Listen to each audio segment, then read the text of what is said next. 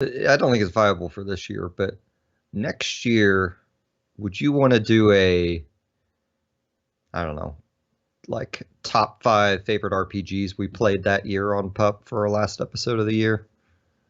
Yeah, we probably should. Um, Like, I don't think I'll ever be able to do the favorite RPGs that came out this year. I think that'll be too difficult for me because I'll have played like 2. yeah, and I like the idea of just stuff we've played that year as opposed to Yeah. new stuff that came out. Because like I'm right there with you. Like I don't think I could entirely. I don't think that will work for me Yeah. completely. Hey there, Risen Sparrow. Oh yeah, I should open a Yeah, I'm trying to my app here is saying that I'm connected to the wrong channel, which is not correct. well, we appear to This be on Twitch. okay, that's a good start. Where's chat live studio? Live studio? I don't know, man. I'm like a little bit done with Restream right now. It has not been doing super well for me lately. It sounds great for reaching a bunch of audiences, but it also sounds like a pain. Yeah, I don't think it has done super well for us for reaching. I feel like we're like right under that threshold of reaching a bunch of people in a really great way, and I don't think that it's doing well. Yeah, I don't think I'm even using the most recent version. Be nice if it could stream out to Discord too. Yeah, it's some of that stuff where I would like to stream to Discord, and I'd like to stream to like continue to stream to other platforms, and it just Yeah. isn't. But I don't know. Thanks for hanging out with us, Risen. Appreciate it, and thanks for listening. Okay, I think we're looking fine. Oh, I don't have mic mute open. 1 second. I played a lot of games for me at least. Okay, good, because I have 2 games that I played a lot of, but you know it's only 2 games.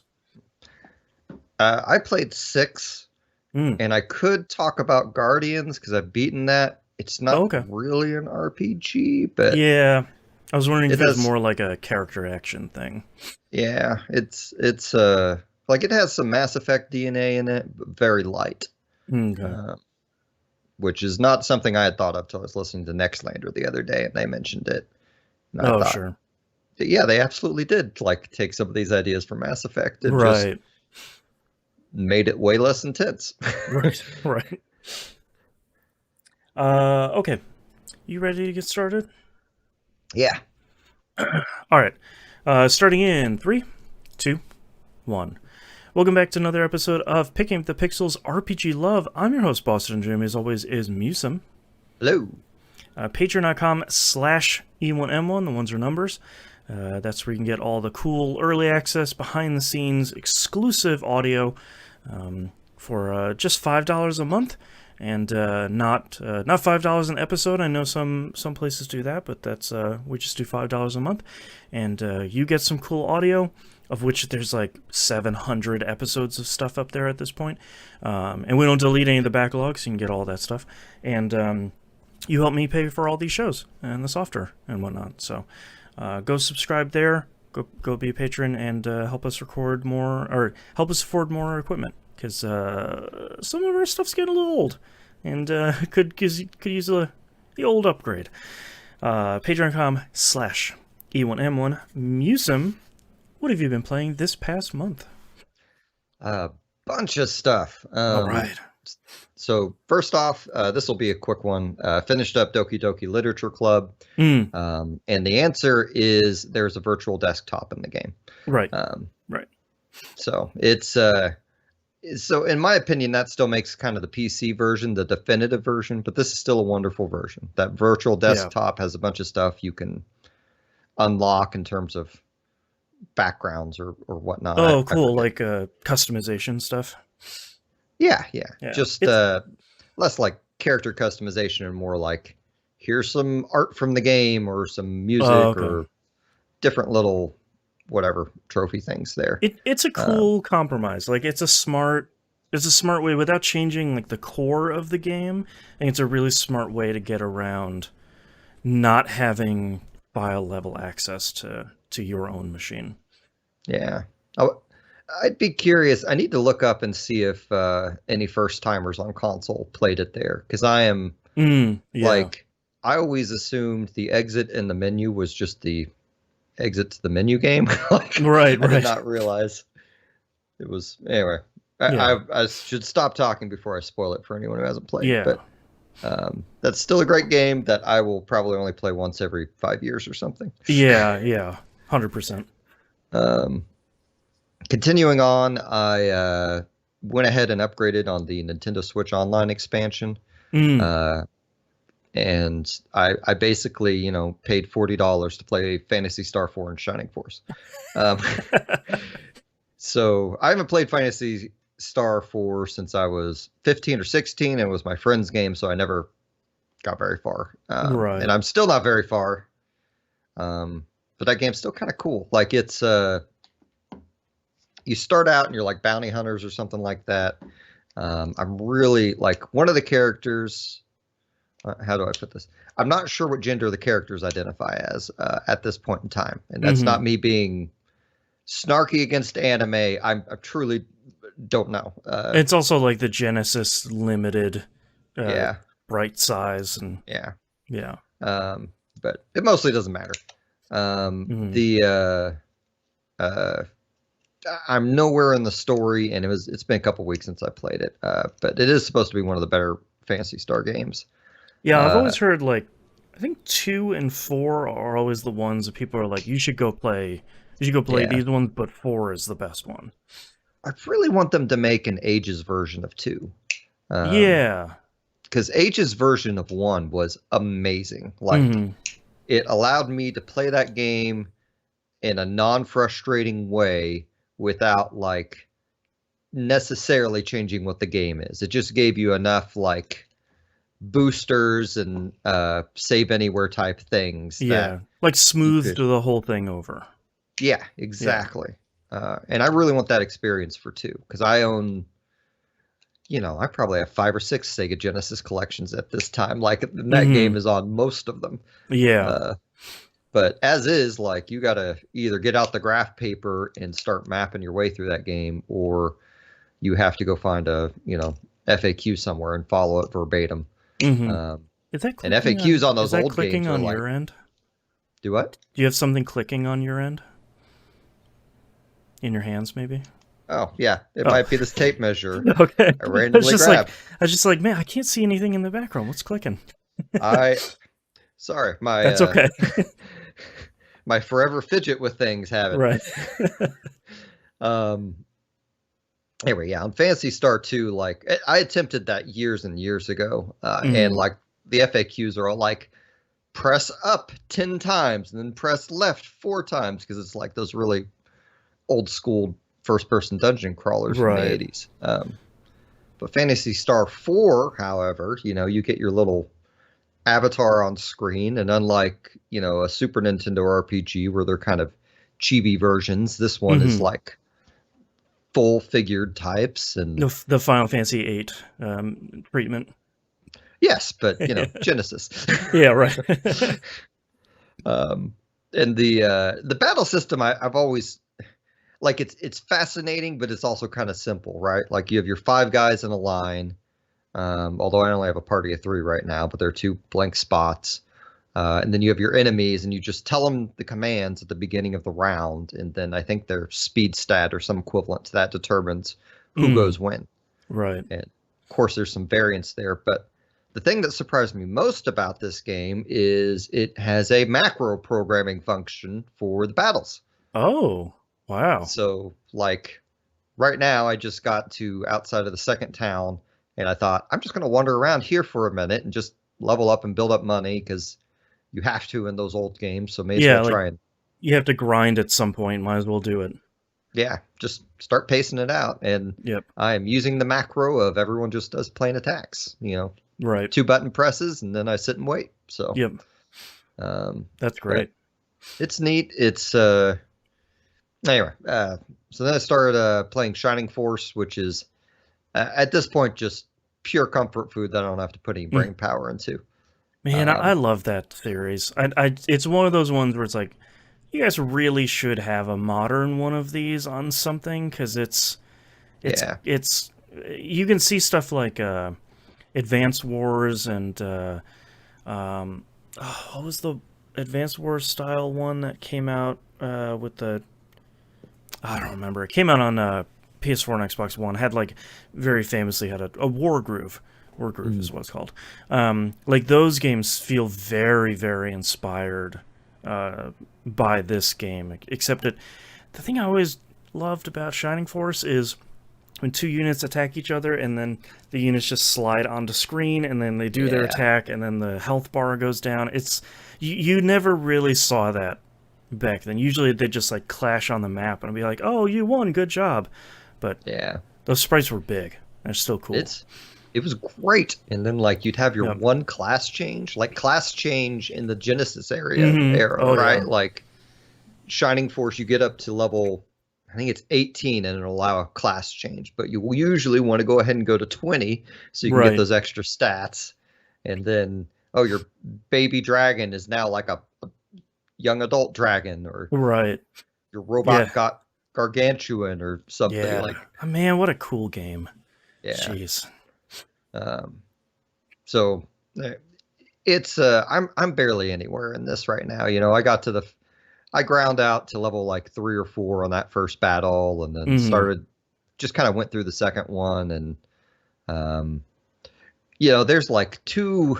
God, Shining Force, it just is like littered with characters that you can miss. Which I kind of love. Like you have Gong, who's just over in this chapel to the side. You have Gort, who is hanging out in the bar in town. You can't get him until you've gone through the first battle. Or maybe it's the first 2 battles. It's the first 2 battles.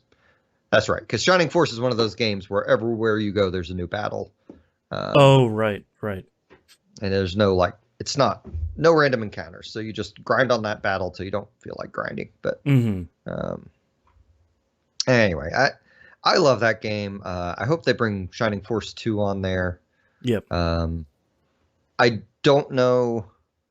Like, I have to keep reminding myself that the $50 a year for the Nintendo Switch expansion, or $40, I guess, on top of the regular 10. It's yearly, and that's fine. And they were undercharging in the first place.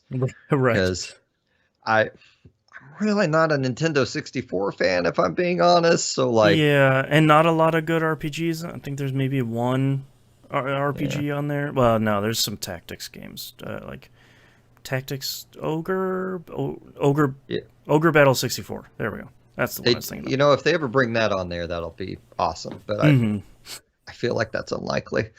Yeah, because they brought it over to the Wii U, I believe, and they did do that. Yeah, and I feel like the chances of them bringing it to another platform is unfortunately pretty low. Square, I think, does not care about the Ogre series. No, unfortunately, it's a real bummer. Like, if we could get, forget Ogre Battle 64, just give me Ogre Battle for Super Nintendo. Like, put that on that emulator. 100%. And I will rearrange my army for 8 hours a day. Right. Or at least just put the Tactics Ogre that came out on PSP. Put that out on Switch. Like that would kill on the Switch. That is one of my favorite games of all time. That is really painful for me to go back and play. Yeah, I think it's one of the best SRPGs out there. It's crazy that like some of the best SRPGs out there, like that and Final Fantasy Tactics, just aren't on a platform like Switch, where I know it would it would do really well. Gosh, man, what's wrong with Square? You have too many good games that you aren't re-releasing onto things. That's right. Just you just need like a whole. Just do what Sony's been doing and just buy a bunch of porting companies and just start them. Here, just port everything. Just put it all on Switch. Yeah. You don't even need a real company. Pick some kid who's been doing awesome things to your ROMs. That's right. Hire them. Check out romhacking.net. Hire a bunch of them. Man. Oh man. Anyway, I'm sure I'm stuck with Nintendo Online expansion for the foreseeable future. I like the handheld nature of the Switch too much to definitely say bye to it. But let's see, and then we'll do my Skyrim check-in. Mm-hmm. Jormungandr. I have no idea how to say his name. That's how I'm saying it, though. It's okay. The world. I don't either. So.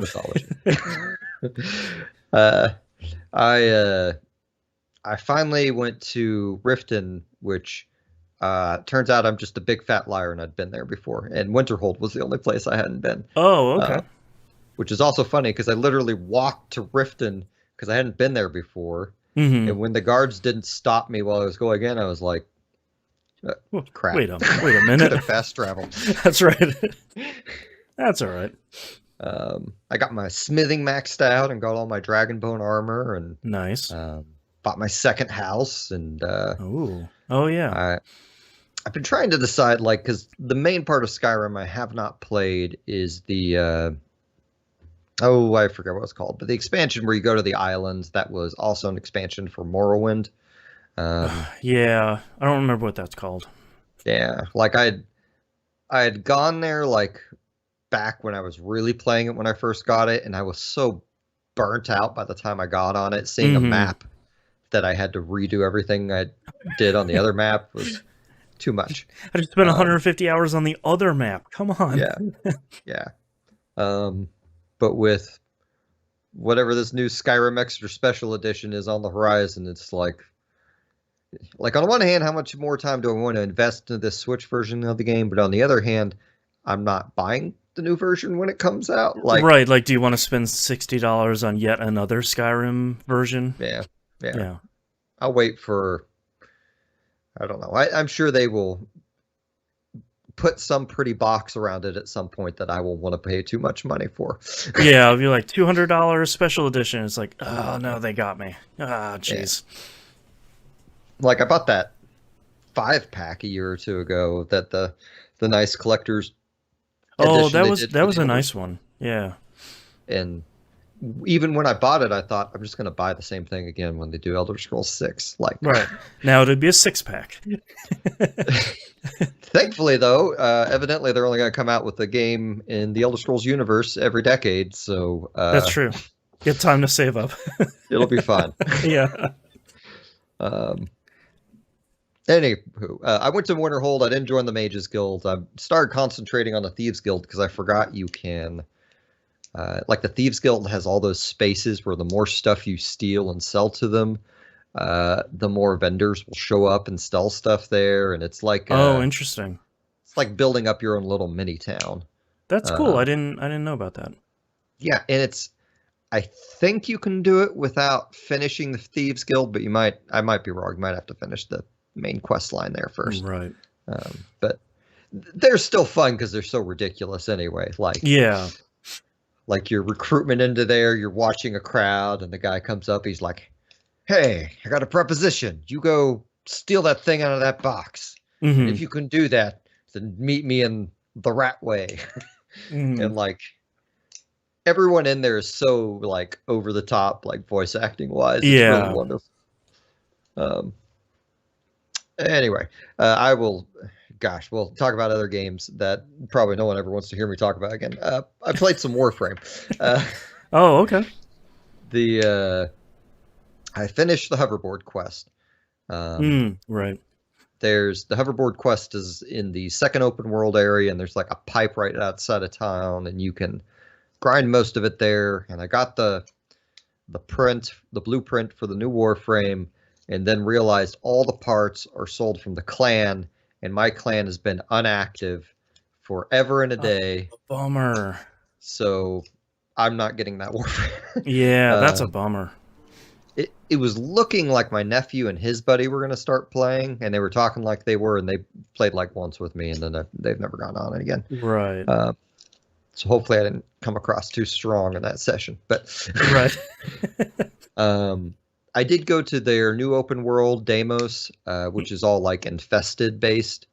Oh, interesting. So everything's very rocky and fleshy and lots of reds, and they have like these giant like infested worm things that show up and fight each other, which is kind of cool. Oh, wow. And I guess at some point you can unlock mechs for your Warframe to drive. Ooh, all right. So, spoiler, you get a mech for your mech is what that amounts to, because Warframe, well, okay, I guess technically, well, okay, that's a spoiler. But let's just assume there's something in Warframe, even though that may or may not be accurate. And, sure. It's like in Gundam, when the guy gets in the Gundam and then he gets in the Dendrobium and the Stardust version. No one knows what I'm talking about. Right. It's fine. It's a mech in a mech in a robot in a mech. Yes. Yeah. It's a mech for the mech. Anyway, it's I still really like Warframe, but it is really overwhelming to try and figure out what to do, and I just don't have much game time. So I'm really not going to play unless my nephew wants to. Right. And then last but not least, I started Disco Elysium. Oh, okay. I have been wanting to try this game forever and a day. Yeah, me too. It is one of those that, like, I try to listen to people talk about it with a grain of salt, since, greatest RPG ever gets kind of thrown around that game. It's the best. Oh, oh my God, the best writing of all. Yeah. Just slow your roll, guys. Right. So it's whether it's the best or good or whatever, it is an incredibly fascinating game. Mm-hmm. I think it's insane that a small team made it as they did. Yes. It is like nearly everything is voice acted in the game in this version. That's right. Right. And there is this game is 95% reading. Mm-hmm. It is, you get your third person kind of isometric screen, and which it implies kind of a Baldur's Gate era D&D interface. Right, like original Fallout style, kind of, yeah. But it's really that's just your thing to move around the world to get to the next conversation. Right. And I'm very, gosh, there's so many systems in this game. And there's a lot of systems that are there just to mock other systems. So, right. If you start making a bunch of choices that lean one way or another, you'll get a voice in your head that pipes up and assigns you some class. So now that I think about it, I should rewind a little bit. You have voices in your head in this game. Right. At the start of the game, your character wakes up and he has had some type of medical condition to where he has complete amnesia. Mm-hmm. And doesn't remember his name or who he is. He has completely trashed his apartment. You are a washed up, slightly overweight cop with a mustache and kind of a mullet. And a lot of it is just searching for things. So all your different stats have voices that will talk and do things, and all your abilities have voices. And it's at first I wasn't sure I was going to like the voice acting, but the more it goes on, the more I enjoy it. Okay. The voices in your head kind of sound like the movie Labyrinth with David Bowie. Mm-hmm. It sounds like some of the monsters and creatures in that movie. Oh, interesting. Okay. So it's a little hokey, but the game itself is kind of equal parts be depressed about humanity, but also it's very much, it has a lot of comedy in it. Yeah, like a little tongue-in-cheek, anti-authoritarian. Well, here, let me give you an example. So I go downstairs, the innkeeper guy or hotel manager, sorry, not a fantasy game. He's like, you owe me 60, whatever the name of the currency is in that game. It's not money. It's, I don't know. It doesn't matter. And I get a bunch of dialogue options, and they amount to, I don't have it. I can go get it. I shouldn't have to pay you. And then they had one that was a stat check that I didn't really read. And I thought, oh, well, I'll do the stat check. So I Yeah, of clicked course. that. And then it says this while animating this. Your character runs for the door, and then he spins around. He gives the innkeeper the bird with both hands, and then you crash into an old woman in a wheelchair. Right. Okay. There is no text on the screen that would have prepared me for that. Right. So like that is the level of like you go to investigate your first crime scene, there's a lady on the corner and you can borrow gloves from her, and they're like these giant orange gardening gloves, and you wear and you put them on, and I'm just walking around like I'm in a suit, like a cop suit with these stupid giant orange gloves. Right. Occasionally people will comment on things you're wearing or doing or whatnot. But it's got a lot of comedy in it. It's super dark, but it's got a lot of comedy. Right. They thankfully make your cop partner someone that you can, at least at this point in the game that I'm at, which is very early. I'll basically like play 2 or 3 conversations and then turn it off. Because are you playing this on Switch? Yes. Okay. And I guess there's a comment on Switch performance too. The Switch, for the most part, I think works very well. The game looks great. It is a really cool art style. Occasionally, when you get something that has like a lot of reflective light on it, so like they will occasionally have a disco ball refracting light on screen. That usually causes some slowdown on the Switch. Okay. Nothing game breaking, but it is noticeable. I don't think I've had any crashes in this game, although I might have had one. It blurs. I played a very I won't talk about it here, but Guardians of the Galaxy for PS5 is very glitchy. Right. I have heard from people that have played a bunch of any version of this game that it's not the most stable thing, so the advice is you should really save pretty frequently. Yeah, and its autosave doesn't save as much as you'd like to. Actually, I know it crashed on me because I remember having to replay several conversations and gotcha. Kind of stick to what I'm doing. Right now, I'm really worried in Disco Elysium that like you fail a lot in that game, and failure is not a dead end. But I still don't trust the game not to dead end me. Like, yeah, I feel like we've both been bitten by Sierra adventure games back when we were a kid, where it's like, sorry, man, you picked the wrong choice. You got to replay this 6-hour game again. It's just like, oh, God. I mean, it's either that or just, guess what? The last 8 hours of multiple choices you made led you to this impossible situation. Right. And if that hits me, I don't know that I will have it in me to start over. Right. It's still a really cool game. It's not a game I can play for a long time, long sessions. But it's one I'm going to stick with. It's just super fascinating. I just don't.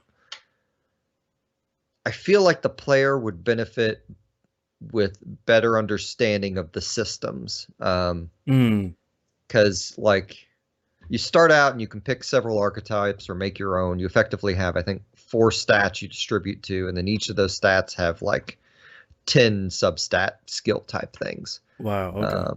And they all provide different functions, but you just have no concept of what functions those are going to provide at the beginning, because I mean, this game is effectively a new gameplay language, I think. Right. Like you could say if you played like a Planescape game or something, it might have prepared you a little bit for this game, but this is so far beyond Planescape system-wise, I think. Yeah. I mean, they really kind of reinvented the wheel, and it's awesome that they did it. I suspect it will not be a favorite of all time, but I also suspect it gets that praise for being as absurdly unique as it is. Yeah, it's one of those things where, like, even if you finish it and you didn't like it, you're like, I respect the hell out of this thing because you made a cool, weird, new, dense thing. Yeah, it's and like right now I'm not really choosing most of the goofy choices. Right.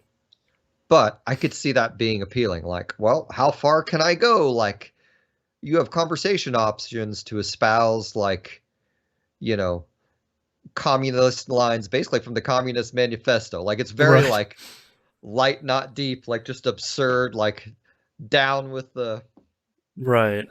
proletariat, whatever it is. But it's a game I will continue to play. I don't know if I'll beat it.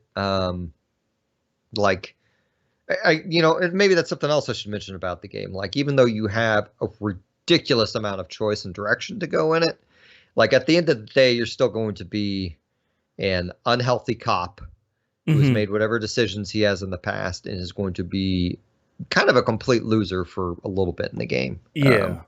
Right. He does have a history where, like, he probably used to be a really good cop, but he is very much an alcoholic, and the game has been giving me impressions that since I haven't drank, I'm going to start taking some negatives stat wise. Oh, okay, interesting. Which, I don't know, yeah. But failure is not an end in that game. I'm just hoping I can get past. Like, right now, I have to get past this giant skinhead racist guy. And to be clear, I'm not really. I know I have talked to him a long time about his beliefs, but there's no like real world history in this game. It's all made up history and made up like ethnic things. Okay. So I am super unclear about who this guy is racist against, but I know he's bad. You know he's racist for sure. Yes. Yeah. It's they put. I cannot imagine what the drawing board looked like for this game. Like the amount of history and things they had to make up to make this thing work. Like, it's got to be crazy. It is insane. It is a work of art, if nothing else. Yeah. But I look forward to playing more. I think if you've been on the fence about it, and you are up for just seeing something interesting, this game will not disappoint in that aspect at minimum. Yeah. So that is all I've been playing. All right, I played two. Actually, they're both Square Enix games, now that I think about it. First one is Voice of Cards, The Isle Dragon Roars. Just came out like a week and a half ago or so. This is a game sort of famously Yoko Taro worked on, the Nier guy. He is not director. I don't remember what that guy's name is. But Yoko Taro does, what do they call it in JRPGs? He's essentially like the story writer. So you'll see his fingerprints on a lot of the sort of background work in the game. So this is it is a game. How do I explain it? It's not a card-based RPG. As much as it looks, as it is an RPG that is made out of cards. The thing that I was hoping it would align with is two of my favorite games of all time are Hand of Fate 1 and 2. And what I love so much about those games is they take D&D plus a dungeon crawler, but the dungeon is fully made out of cards that are flipped face down, and you traverse the cards, and every time you hit a new card, it flips over, and it's an encounter of some sort. Hand of Fate 1 and 2 are both really, really great. I was hoping this would be kind of in the same vein, and it sort of is, where the play field is a ton of cards that are all face down, but each card is not an encounter. What they give you pretty early on is this giant, like on the table, it must be like a 20 by 20 grid of cards, and that's kind of your overworld map for a little bit. Like, you have a tutorial dungeon, you go to a town, and those are all built out of cards. But when you get turned loose in the overworld, it's your party of 3 people, and you're just sort of wandering around the cards, and it's like, oh, here's a forest and a field, and, you know, these couple of cards is a river and a lake and stuff like that. And surprisingly, it has random battles. So you'll just be like walking across the cards, and one of them will flip over and be like, "Ah, here's you ran into an enemy," and it turns out it's just kind of a standard JRPG. You have your 3 party members. They have cards, but you don't really have like a hand of cards or like a deck of cards. Each card is like, here's an attack or a fire spell or a thunder spell or a cure spell, and you don't really expend cards. You're just picking them. So you're essentially, it's just a standard JRPG. It's just all card based. Just like an aesthetic thing. Yeah, very much so. And I think it pays off in really interesting ways. The wild thing as a Destiny 2 player, the narrator from this game is the guy who voices the Drifter, the guy who runs Gambit in Destiny 2. That's a really weird, like, oh, you're here too. He does an incredible job of narrating this game because he's the only voice actor. So he's doing all the voicing and all the characters and the enemies and everything. He's this really great dry wit to him where he's not bored, but he's a little like tongue-in-cheek, kind of like, oh, we're off on another adventure. All right, here we go. This'll turn out great. He like walks this fine line between like a little bit bored and a little bit sarcastic and a little dry.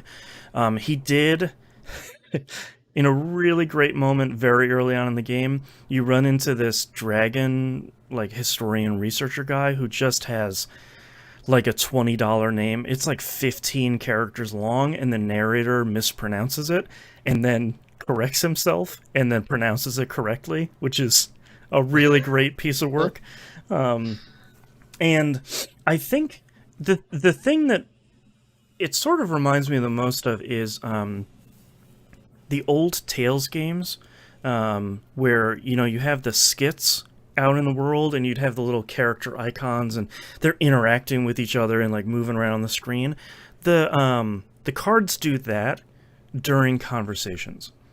So like one of your characters meets someone who's like a royal, and it says, oh, your character bows before this person. Your card kind of like tips forward to bow and then goes back to stuff. Like someone falls on the ground, the card like falls down and flops on its back. Like there's some kind of fun, cool stuff going on there. So far it seems pretty great. I've gotten to chapter 2, I think. So I've gotten through the intro, and I've gotten through chapter 1, which is basically go do this like 2-floor dungeon, fight a boss at the end, and then kind of go back to town. And of course, this guy isn't going to give you the answers you want because he wants you to do something else in this other town. You know, it's very much kind of a standard JRPG thing at this point. Seems really cool. Seems really interesting.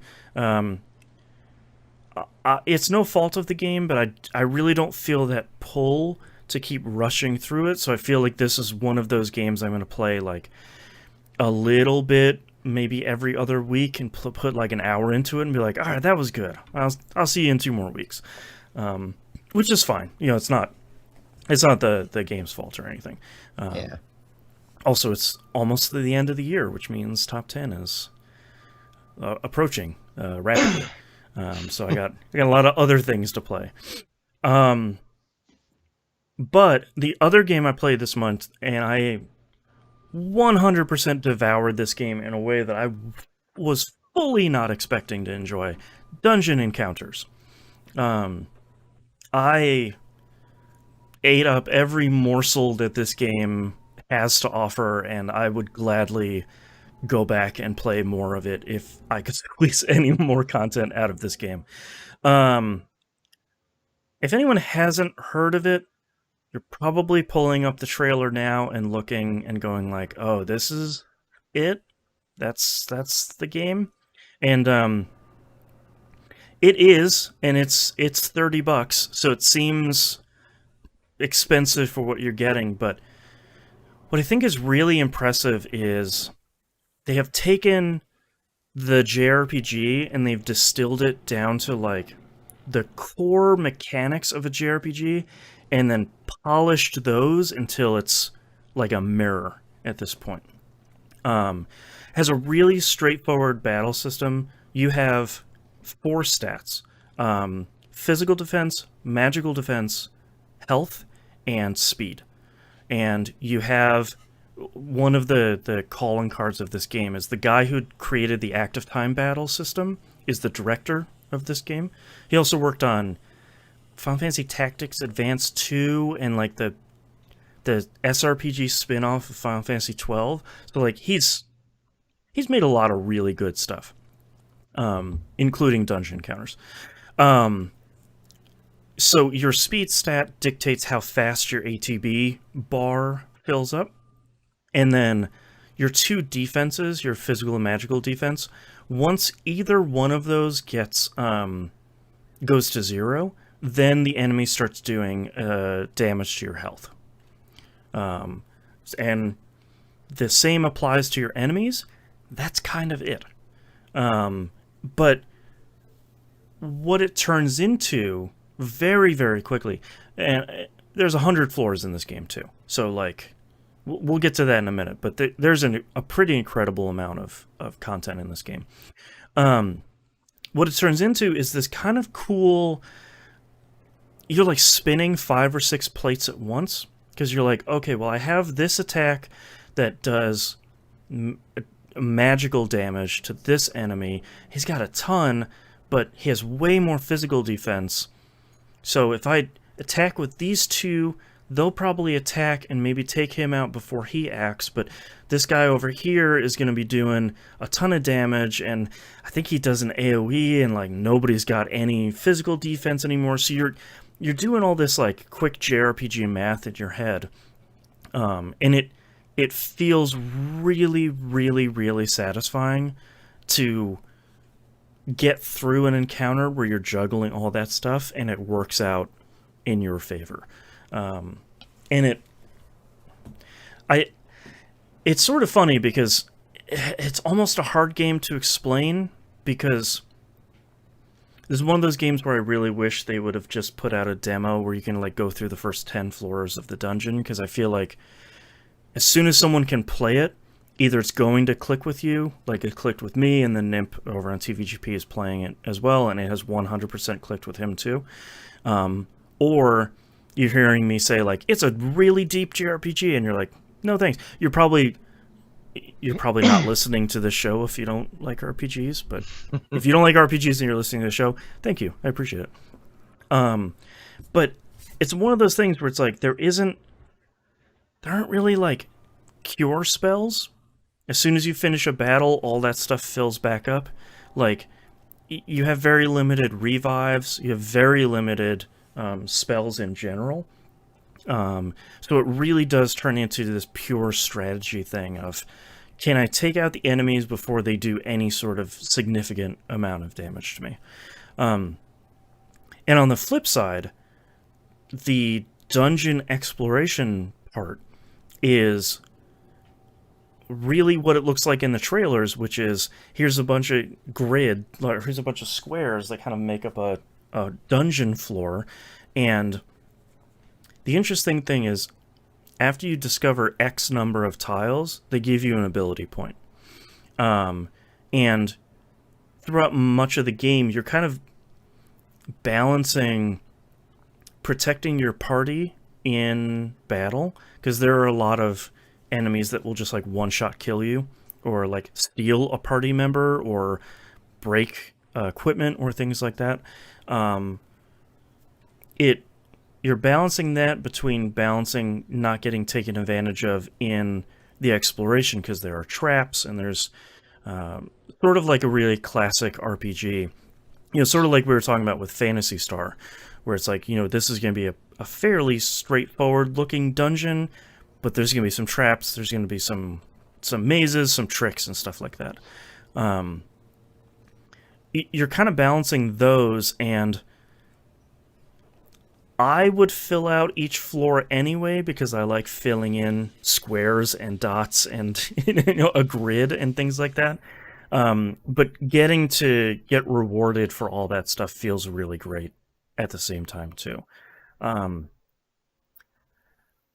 Dungeon Encounters is. I'm having a really hard time talking about it because if you're listening to the show and you like RPGs, you should play this. It gets my highest recommendation. It is on the Switch. That would probably be my recommendation for a platform of choice, because you don't have to 100% pay attention to it all the time. If you're like wandering around a floor or whatever, you can just watch TV or whatever. You absolutely want to turn off the music. It is probably the worst soundtrack I've heard in like 15 or 20 years. It is impressively terrible. It is like guitar, like electric guitar, kind of like squealing guitar versions of classical music, and it's just it's horrifically bad. And it was overseen by Nobuo Uematsu, which is wild because he typically puts out really great soundtracks, even if he's kind of just the overseer. And it's horrific. I made it to the second track. In each music track for battle, there's no music while you're wandering in the dungeon. Each battle track lasts for 10 floors. So like I made it to the 20s and heard the track was even worse than the first one. I was like, I gotta turn this off. I can't keep doing this. To me, that sounds like they couldn't afford their soundtrack guy. And yeah, could you come in the studio for the day, just play some cool classic songs? Okay, we'll just use that. It sounds like someone went to Guitar Center to like buy their second guitar, and they're okay, and they could spend like maybe $150 on a guitar, and they saw like metal covers of classical songs in a book, and they're like, all right, I'm gonna pick that up. That'll help me learn, and then they put that in the game. Like it's. If anyone's listening and you haven't heard it yet, go check out the soundtrack on YouTube. It's really rough. But that's really the only bad thing about it. This is one of those RPGs where I picked it up and I'm like, oh, check it out. Like I took a chance on it. Like we'll see. I think this looks like it reminded me a lot of the like PS1 and PS2 era, Squaresoft, and then Square EA and then Square Enix. Where they just like threw $1 million at a studio and they're like, go make something. And they're like, here's Legend of Mana. It's like, okay, cool, great. Here's Vagrant Story. Ah, crap, that's great too. It looked like one of those games where it's like, I want to make something, boss. And they're like, sure, we got some cash laying around. Why don't you make your passion project? And it's one of those that really sunk its teeth in me. And I had to finish 100%. I platinumed the game as faster than I think of platinumed anything. I've been real quick. I just have a question about this game because I've been kind of, listening to you over the months, or at least last month, talk about it and following your Twitter. Like, is your party all random recruits, and how many recruits can you have? So here's another cool thing about the game. You start off the game with 5 or 6 people. So here's the story of the game. A dungeon appeared one day. It has 100 floors. We built the academy next to it to train up soldiers and fighters to get to the bottom of the dungeon. Enjoy. And that's literally the only story that they give you for the entire of the game, which I kind of dig. It reminds me of like 8 and 16-bit RPGs where it's like, oh no, the evil has returned. Enjoy.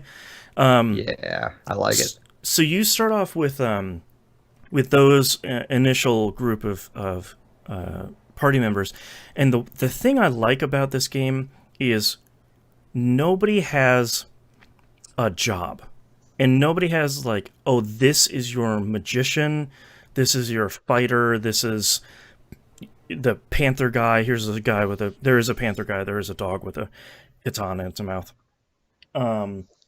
and everybody has the same stats. You're just equipping stuff that's putting them in a role, or they can just do whatever they want. Like, I picked this guy. He's going to equip all my spells.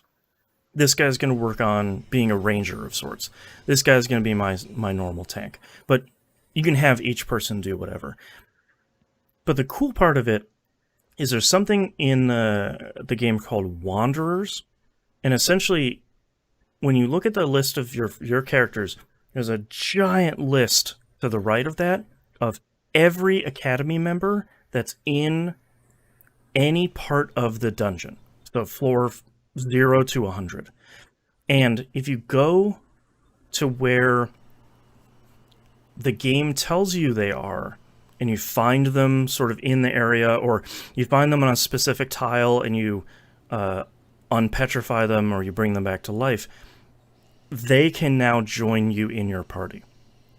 So you can find 25, 30 additional party members just kind of in the dungeon.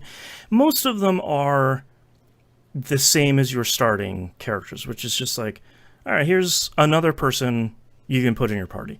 But then there are people like a robot who can only equip these specific kind of strong equipment. Here's a dragon who has his own specific gear. Here is a giant cat called Sir Cat, and he has one very specific piece of equipment that he can equip that means sometimes when he attacks, he eats the enemy and they just disappear. So like, You're selling me on this. yeah, like there's a bunch of really cool, and it turns into its own little puzzle too, where it's like, okay, this person says they're, eventually you find out how to kind of hone where a character is going to be, and then eventually you get a skill where it's like, how many tiles are you away from someone who's a wanderer? So it makes it a little bit easier to find. But there's a ton of characters, and I largely stuck to the first 4 that I got, except for when I made a mistake and I accidentally fought something that was way higher level than I was. It wiped out my party completely. It sent me back to the academy, and it's like, all right, you have 2 choices. Choice 1, start the game back over, delete this save. I was like, I don't want to do that. I think I'm 10 hours in. Or choice 2 is equip 4 new people, rescue those 4 down there in the dungeon. You can bring them back to life, and keep on going. And I was like, well, all right, let's take these level 1 peeps with a little bit higher gear and let's go get them. And that turned into like a 5-hour, very harrowing rescue mission that I think kind of made me fall in love with this game, because the game was like, yeah, we're not going to party wipe you. Like, all your cool stuff is down there. You just got to find a way to get to it. To figure out this little puzzle for yourself.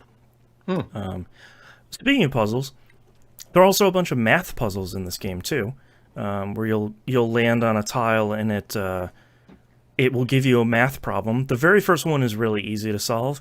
I went to a tile and it just gave me a gun. I equipped that gun onto my Panther Man, and my Panther Man could then shoot dudes with a gun. So I was like, okay, yeah, cool, all right, I like that. 1 second. Sorry, my wife is texting me. Dungeon Explorers, I think, is a JRPG for people that want to play like a kind of classic but really focused, stripped down JRPG. I think if you like JRPGs and you want to try something that's a little bit different, kind of a little bit cool, like a really stripped down, focused thing, I cannot recommend Dungeon Encounters enough. I am glad I took a chance on it. It is $30, which on the surface seems pretty expensive, but there's an incredible amount of content in there, and everything it does really, really well. And it's just really great. It just doesn't look like it. It looked like a budget title, and it sounds a little bit unfair, but it's. I will be honest about it. It's a pretty low budget game, but they make up with it by just sheer content by itself. So, highly recommended. Dungeon Encounters. Go check it out. Switch version apparently is really great. I played it on PS5 and it was totally fine. But I think it's on pretty much everything. And that's all I played this month. So let's wrap up the episode here real quick with our releases and news stories. Start off with the releases for November 2021. Final Fantasy V Pixel Remaster is finally coming out for PC, iOS, and Android on the 10th. I have been loudly awaiting this game for quite a while here. This released a bunch of screenshots. They redrew a pretty considerable amount of this game, way more than I was expecting them to do. Like the meteor crashing at the very beginning, looks like they redrew most of that, and it looks really good. So prepare for me to be annoying about Pixel Remaster in a month from now when we do the December episode of this show. Elder Scrolls V Skyrim Anniversary Edition comes out PC, PS4, PS5, Xbox One Series X on the 11th. For anyone that hasn't heard about this, this is Skyrim plus the 3 expansions plus all of the, like, what do they call it, the Creator Club? Whatever the, like, approved mod stuff. Yeah. All of that stuff in there, and a new fishing system, like fishing minigame system.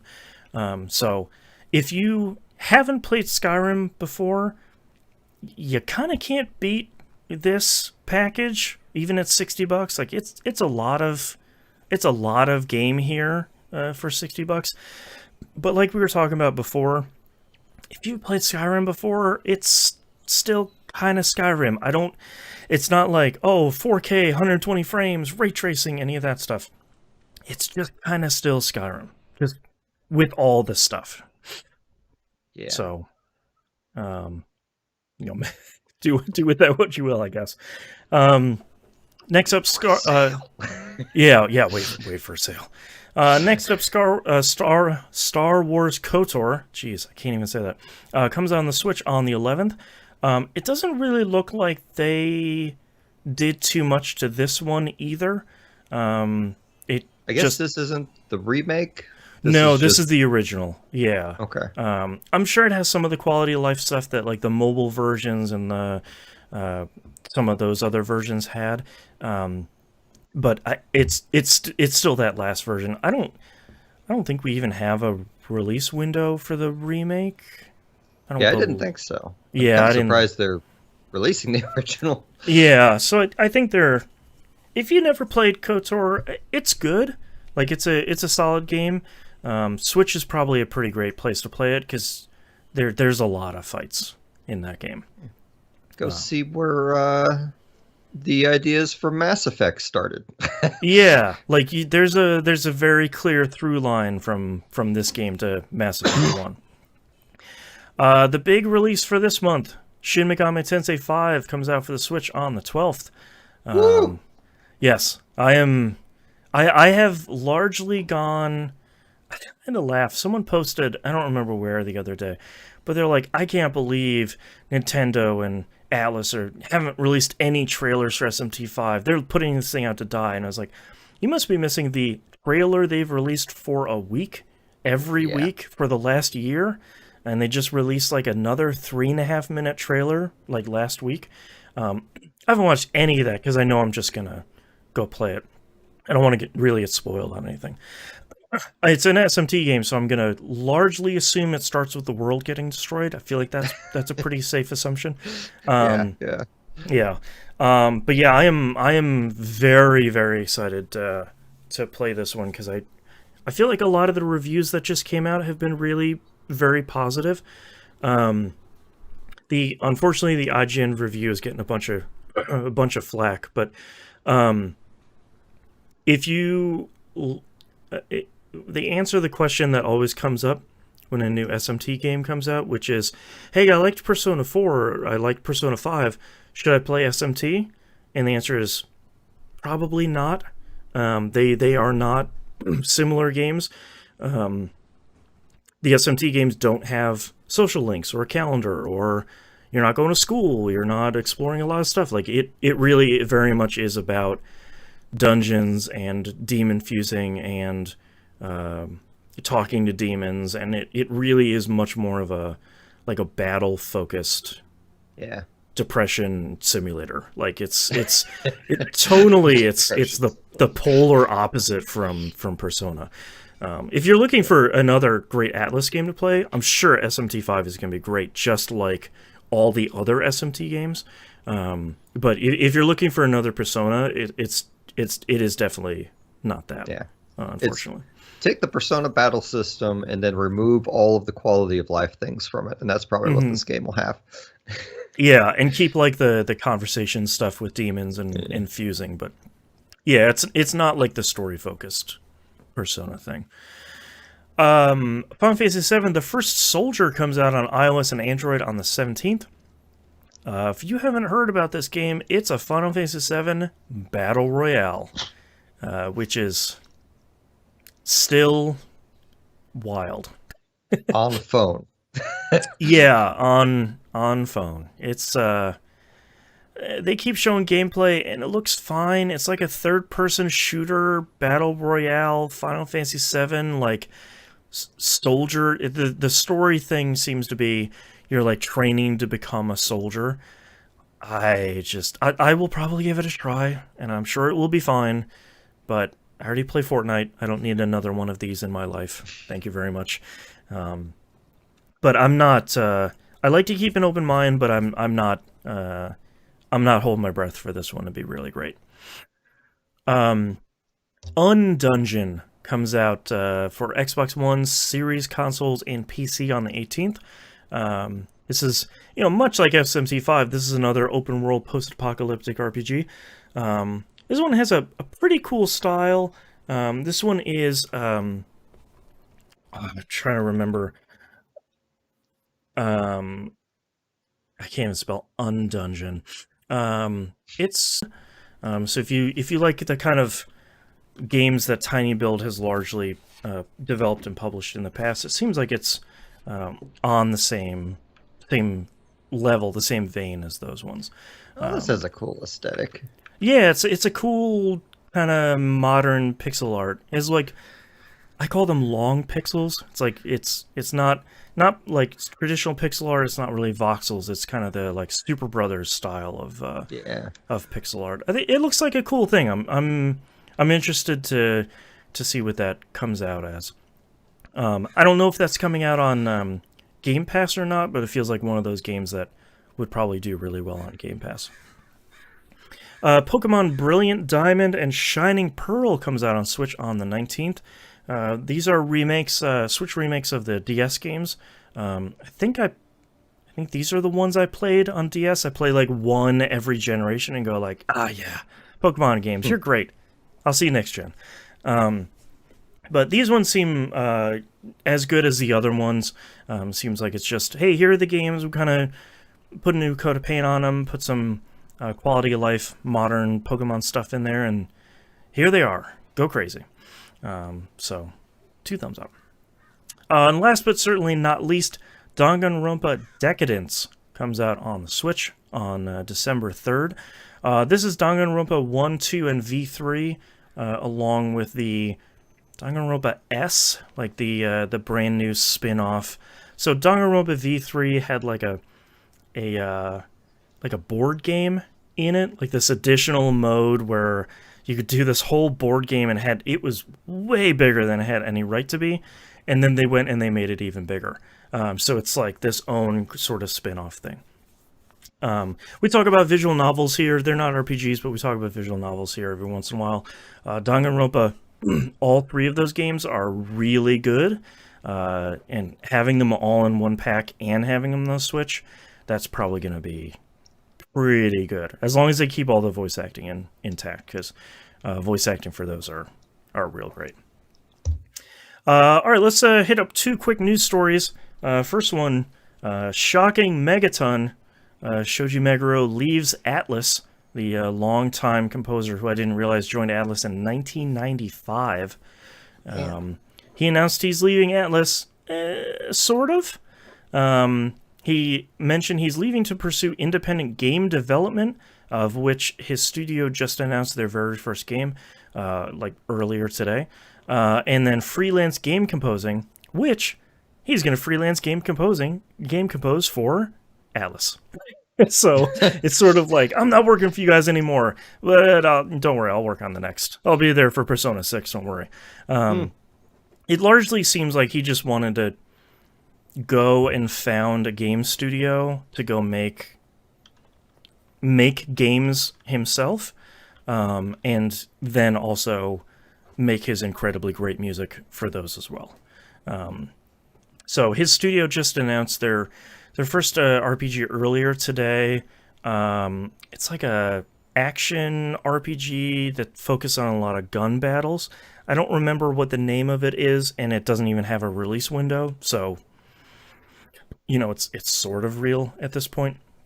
But I'm happy to hear that he's going to continue working with Atlas, because I like his work a lot, and I feel like, especially for the Persona games, sort of 3 and onwards, I feel like a large part of the aesthetic and the overall kind of cool factor of the Persona games is his kind of jazz fusion soundtracks for those. So absolutely, it is going to, like, if Persona 6 comes out and he's not doing the soundtrack, like, that is going to be a shock to the system. For a lot of people, I think. Like, I think that'd be one of those things where it's like, oh, you really, man, you're not gonna have him. Like, okay, I guess. Like for me lately, Hitoshi Sakamoto is that for Square for me, where it's like, oh, made a Final Fantasy game and like Sakamoto's not doing it. Okay, like that's a choice, sure, I guess. It's like if Final Fantasy VIII would come out and Uematsu is like, no, I'm not making this one. It's like, okay, sure, I guess. Last news story we have here, Sony's October State of Play happened this last month, and they announced Star Ocean: The Divine Force coming in 2022. That's going to be coming out on every platform. Are you a big Star Ocean fan? I played, I think, the first 2, or I know I played the first one, and I think I started the second one. I don't know if I beat it, and I forgot everything there is to ever know about either of them. Okay. Yeah, I feel kind of badly because I really don't like the Star Ocean games, and I just don't think they look very good every time they show them off, and it's one of those frustrating things where it's like, I want to be petty about it, where it's like, oh, okay, a new Star Ocean game, huh? And I can't even get Final Fantasy Tactics on the Switch? Oh, I see. It's like, no, dude, those are different companies. Like, tamp it down. It's okay. So I'm happy that Star Ocean fans can get a new game, but it's sort of like, but what about me? What about... It is like Star Ocean, I feel like, is like JRPGs are already like niche, right? Like, yes. I feel like this is like a niche of a niche of a niche, right? Yes, like 100%. It is. I don't know. So when I played Star Ocean 1 and 2, I played them for PSP. Those re-releases. Yeah. Yep. And I really liked the art style in them. I remember that at the time. But it was very Super Nintendo looking games, right? Yep. Like Super Nintendo PS1, just with polished up. And I'm a real big fan of that look. But I remember, since you already did it, I'll do it too. What I wrote down in my memory about it in my head is that the gameplay and story were very bland. Yeah.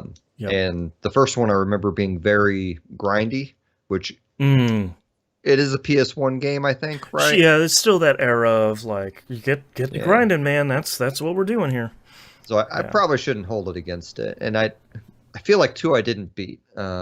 But it was a series I always wanted to get into, to at least play the ones that people love, which my understanding is like 1, 2, and did they call 3 3? I don't remember. No, I think it was, maybe that was the 360 one that was like the last hope or something. Like the first couple were okay. There was that one that came out after that one that was really bad. Like that was the one I tried to really get into, and it was real not good.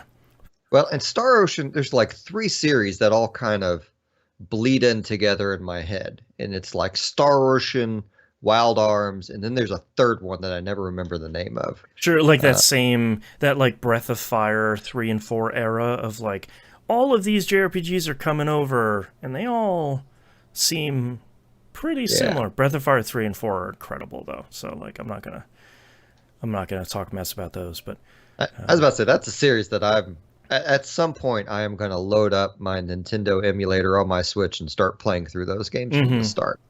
I'm just not at a point in my life that I can spend that kind of time. Yeah, 3 and 4 are both really good. If anyone's going to go play 3, please use a walkthrough. There's a lot of like late 90s, early 2000s JRPG BS with those, where it's like, you wanted me to go where and do what? Like, and then start our Breath of Fire 5. Dragon Quarter is famously one of the first roguelike JRPGs, and it's really great as long as you know it's a roguelike and you're not supposed to play your first playthrough is not supposed to end successfully. I bought it specifically for that promise, and it is forever sat on my shelf, and I've never played it. It's a cool thing. It's I never finished it, but I played enough to be like, yeah, this is a cool thing. Like I like this was before we had roguelike as kind of a subgenre. But yeah, it's a cool little thing. So yeah, Star Ocean. Square Enix, let me just tell you how to print a bunch of money and get a bunch of people to buy these games who wouldn't normally. Take franchises like Wild Arms and Star Ocean and whatever else you have in there, and make a nice collector's box with all of them that will run on a modern console. Right. I will buy them whether I play them or not. Yep. Yeah, like all the Star Ocean games, and they work on PS4, PS5, and a nice box. Sold. Yeah, like $100. the surely eventual Pixel Remaster collection for all of these games that will come out. I will probably pay a pretty penny for having all 6 of those on some platform on one cart or one disc or whatever. And hopefully it comes in a nice box. But yeah, we're getting close to all 6 of those being done. So hopefully at that point, then people will say, Switch when? And we can start turning those people loose on Square. All right, that's our episode this month. Thank you very much, everyone, for listening. You can visit us at pickingupthepixels.com. Everywhere to find and follow us is on the right-hand side of the page, including a link to the Patreon, patreon.com/E1M1. The ones are numbers. Musim, where can we find you online? You can find my band at axis-band.com. And evidently my website's down, so go to my Bandcamp at musim.bandcamp.com to check in on my music. There you go. You can find all my shows at e1m1.com. And I think that's it. Star Adventures continue next month. Bye. Got so bright in here all of a sudden. All right, thank you very much, everyone, for hanging out with us live and chilling with us. Hopefully we'll see you tomorrow for TVGP, and then next month for another episode of PUP. Bye. Bye.